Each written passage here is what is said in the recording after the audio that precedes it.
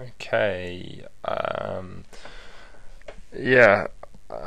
Poker's just been very much a drag. Um, it's really irritating, just relentlessly having, well, not relentlessly, over like the last 2 days, having, well, day and a half, having like quite long sessions and being either just like very small winning sessions or basically break even or losing a tiny bit. It's kind of irritating. It seems like I'm making sort of no progress, however, just generating tons and tons of rake. So there's always times like this when you play poker. It's kind of frustrating. It's downswings and break-evens batches. But yeah, I'm quite looking forward to the Ryder Cup starting tomorrow. I don't really like golf really, but I do like the Ryder Cup for some reason. So yeah, I'm going to go and do just 3 quick hand analysis, which hopefully you'll find interesting. I'm not really sure if I like playing all of them, but yeah. This one, the big blind, is probably one of the better or best 5-10 players. That those stats aren't truly accurate. They're only over a small number. I know for a fact I had to raise my computer because it got a load of viruses. I can't remember when, but a while ago. But I used to have like 4,000 or 5,000 hands on him, and it's what he goes to showdown a lot less than other people. Is went to showdown would be like 36% maybe, which is lower because he is such a good hand reader.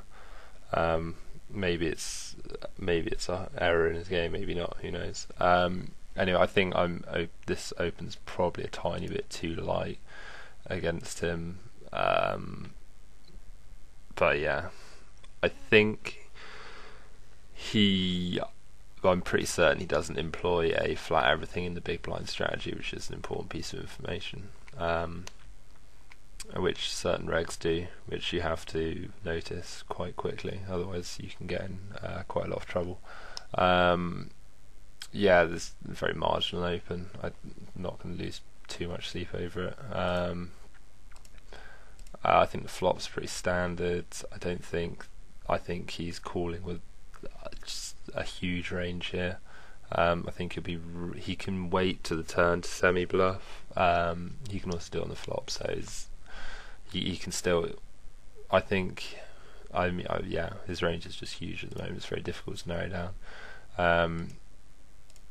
After the turn action, when he calls again, that's most likely that my 7's very good, and he could be calling down maybe a weak ace or a king high, or maybe even a bottom pair. He decided to play passively. He might have picked up a pair of 4s, or I would expect him to perhaps semi bluff some hearts or 6x hands on the turn here, because he's got quite a lot of fold equity against my range.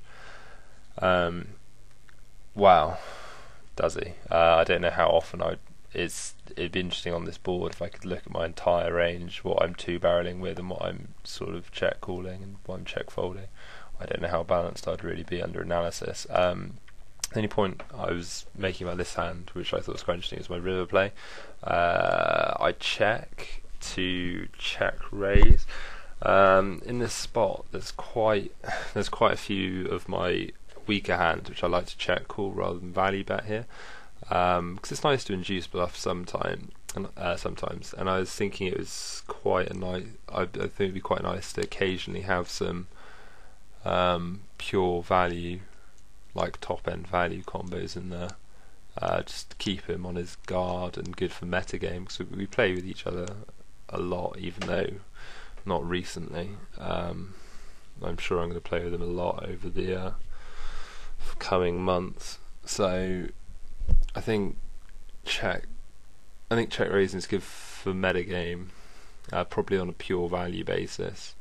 It's probably not quite as good as betting, but I think it's very close. I think I get the rewards from check raising here via getting cheaper showdowns. When I checked him on the river, if I build up a habit of check raising or sexying him, as the industry term is known, him often. So yeah, anyway, he checks behind, and obviously I win. Yeah, it's kind of one of those hands which, like, yeah, there's quite a good chance he would have taken it to showdown, so I lose value from it. Like, I don't know. Yeah, he's never bluffing king high there. You might bluff some jack highs, but you also value bet thin as well. So yeah, it'd be interesting to see how he, like, say he's got, like, he's taking a really passive line with ace 5 or something. Whether it'd call the check raise, I think he probably would, but you never know. So obviously I lose value from hands like that, which he would have got to call me on the river, most likely anyway. Okay, this hand. I think the guy's actually a very bad tag. He's got good stats, but he plays poorly post flop, as I'm about to illustrate. This game's actually not great, but that's kind of the way it is with that. I actually thought this guy was a bit of a fish, but I think he was just having some really strange hands back to back, and he really, like, over 50 hands had sort of 50% VPIP or something, and like 7% PFR. So I was more than happy to play him, but he kind of, like, after a while, he still doesn't show down very much, and he still makes a lot of bad plays post flop. But yeah, he's not like an ultra fish, not someone. He makes mistakes, but it's not really, like, it's kind of the way of 5-10 and the death trap that it is. Anyway, his cap here doesn't, well, it means a little bit, but he is one of those. I'm going to cap light. I think check calling and check raising both have merits here. I went through a phase of quite enjoying check calling, so I was thinking, like, he's going to put in 3 barrels with ace king, ace queen anyway, so I gain an extra half small bet when I'm behind. When I lose. I don't win an extra half bet when I'm ahead, and I lose a big bet when I'm behind. Obviously getting 3 bet or called and I'm raising the turn by, like, aces, kings, queens, whatever, and obviously I'm not folding. So I always saw it as a bad line, but I've noticed people, because I open light in the small blind there, they're capping lighter and lighter on me, so there's more stuff. There's a lot more sort of 6 hours, which isn't necessarily 6 hours against my 9s here, which he may not necessarily bet on the turn. He may not. Anyway, I like raising it. When he calls, he can do this with big pairs, but I'm like, most of the time I would expect him to 3-bet, so I think I'm in the lead. He calls on the river. This is the only thing, like, after this action it's really screaming like a big ace, like ace king or ace queen. There's really nothing else to do here but check raise him. It's a real mistake to, like, because the thing is, he is aggressive enough. Like, there's 2 schools here, like, alright, I know he's got ace king, I might be able to bet 3-bet him. I just don't think that's ever going to happen. He does play poorly post flop. I don't know, it's very close. Maybe it is. I went to check raise because I was just so certain I was going to get in 2 bets against him every day of the week. Maybe I can bet 3-bet him, because it's only got to work half the time more.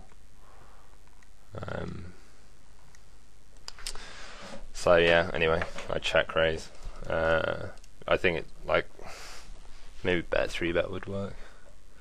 Anyway, he calls, and then obviously his ace queen is no good. But it's kind of like, I honestly, well, I don't know. I don't think I'm really ever check raise bluffing that route, or check raising with worse. So yeah, but then again, people, yeah, I'd probably. Who cares? Anyway, this hand is great. Oh yeah, this hand illustrates point actually. I don't normally cap pre-flop in these spots. I kind of like to keep my range as wide as possible, because I think, I don't know, I kind of mix it up actually. I go from capping a lot in position to not capping and keeping my range. I kind of vary it up depending on what sort of mood I'm in. And so I probably should do it player dependently. But anyway, after I've capped, I really I've, like, this is just an example of a bad tag play. I've really defined my range here. Like, my range is strong. He leads into me, which is, like normally I would associate that with someone who's got really strong hands, multi-tabling tag, who's forgotten what position they're in, or who had the initiative on the last street. Anyway, so lead, I raise, he 3-bets, and now I'm really starting to hate my hand, but I just kind of have these as a write-off situation that I'm like going to cap the flop and then see what happens on the turn. Anyway, that's not the greatest. Well, that is, it maintains the status quo. But I think I'm behind, but I'm in flow, and I've still got a massive overpair. And yeah. Anyway, he check raises, and I'm like, oh, for fuck's sake, this is about the last thing I want to see in the world. But sort of have a bit of a painful cooldown, and he shows that, and like, I mean, if he actually did that he's targeting 8-8 and 9-9 maybe, and that's it, and you lose. And I don't know if he thinks I play his king like that, or I don't know. I don't really understand the thought process going through his head and the way he played that hand, other than holy fuck, I've got a pair. Yeah, it was just a bit surreal, really, because I was kind of hating my hand and kind of cursing myself for making. I don't know. Yeah, anyway, you see it a lot. I've seen a lot of sort of irritating, sort of crap plays get there over the last few days, but it's all good in the long run. Anyway, I am going to go and watch another episode of The Sopranos. Alright, anyway, goodbye, good night, and good luck. Chris.